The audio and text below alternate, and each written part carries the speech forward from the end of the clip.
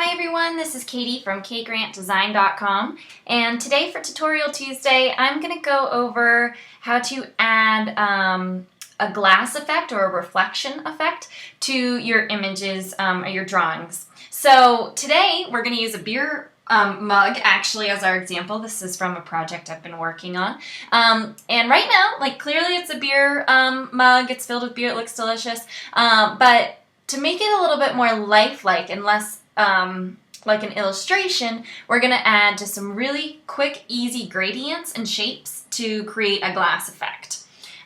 So to start, we're just going to go over here to our ellipse tool, and I'm going to draw an ellipse like this. Now I've already got a gradient on this, and this is exactly what we want. We want a white, very low opacity gradient. So that's up over here. This side of the gradient is at 77% opacity, and then over here we're at 0. And you are going to have to adjust this as you go along, but that's what we want to start with. So that's the beginning. Now we're going to use our direct selection tool, which is your white arrow up here. It's keyboard shortcut A, the letter A, if you want to use that. I'm going to zoom right in, and I'm going to just manipulate the shape to kind of go with the flow here of the bottom of our mug. So you can do that by just playing with each of these anchor points and just, working with it so that it best suits your project. It's going to be, like I said, different for everything.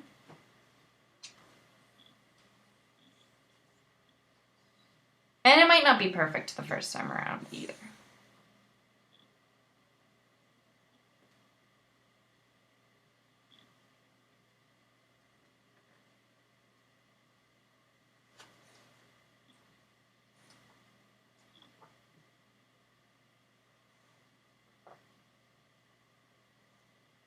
Okay, so that's gonna work for me, I think.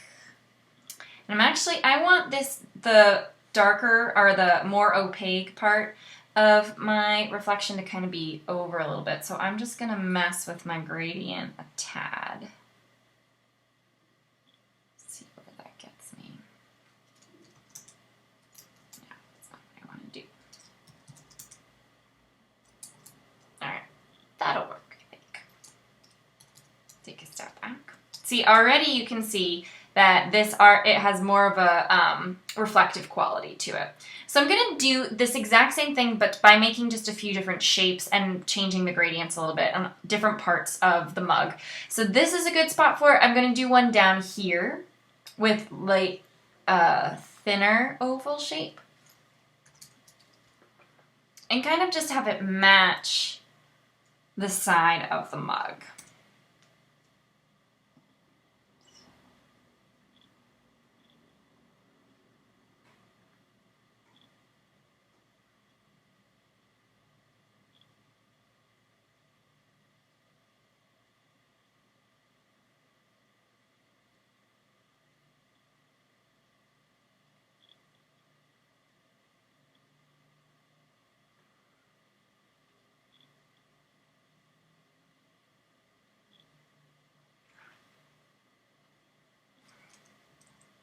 Okay, now I don't like this gradient on here. I want it to be way less opaque. So I'm just going to go over here and change that up to whatever is going to work best. That's looking better. You can change the direction. You know, there's a lot of options for how to make this work best for your image. And again, like I said, you're not going to probably know what's going to be best until you just gonna get in there and mess with it a little bit. All right, that works for me. It's a little subtle.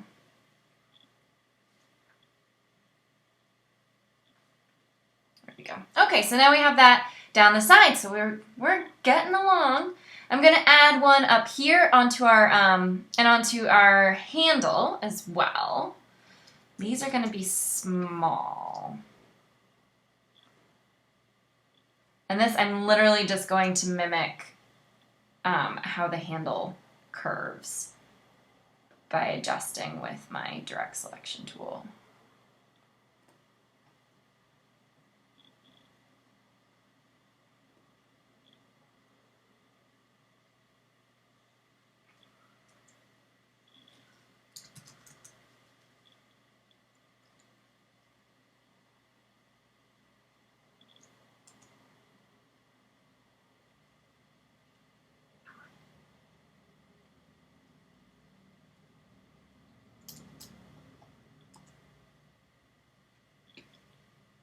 Cool. Oh, I already have one down here, actually. You can see. It's super subtle.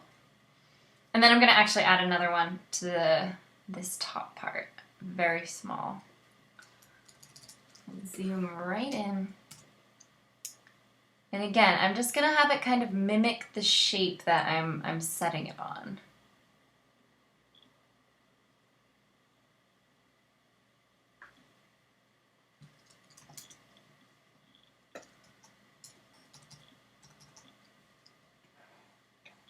All right, I think I want to do one more up here.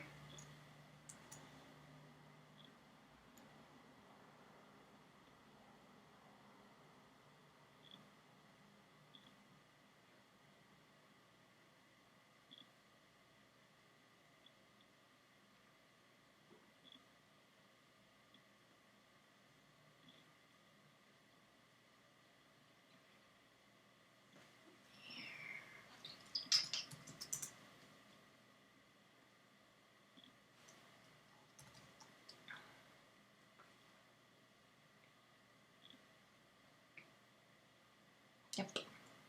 All right. And there you have it. Super easy, guys. It's just some gradients and some different shapes by using your direct selection tool and your gradient palette. So, and you know, I'd probably still clean this up a little bit, but you have the effect that this is in a glass now and it's got some bit of reflection. So again, super simple, very easy to add a little bit of lifelike quality to your illustrations. If you guys have any questions, feel free to get in contact with me through kgrantdesign.com and look out for something, another tutorial next week on Tuesday. Have a great week.